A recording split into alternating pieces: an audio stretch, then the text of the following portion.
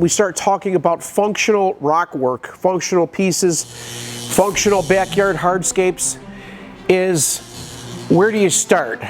Well, what I like to do is I like to go to stores, I like to go to markets, various places, and just look to see what's cool, what's happening, what are people buying, you know, what are the trends.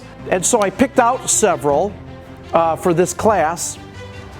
First, which oddly enough, you guys were talking about doing a mailbox, right? So I got a regular old mailbox, and I'm thinking, okay, well, what are we going to do with, you know, with a regular old mailbox? So what I did was I said, well,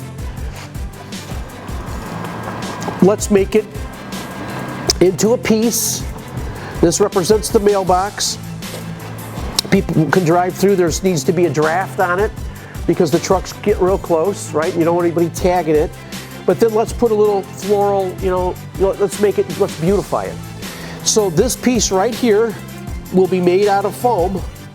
We'll embed the mailbox, and it can be made so that we can channel it. We can leave the existing post there even, or cut it off and just slide this thing on top of it and sculpt it in place. If we don't want to sculpt it in place, it'll be heavy enough so that it won't be moved, and we can just level it out with rock and gravel and then just get it where it's set and let the grass grow up next to it and clip it and whatever, right?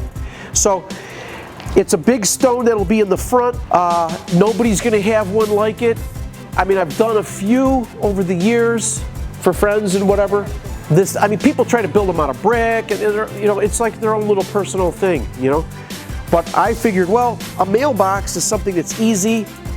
It's not gonna require a lot of material.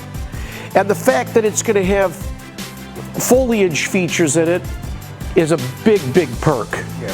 Because that gets the homeowner engaged into the actual piece.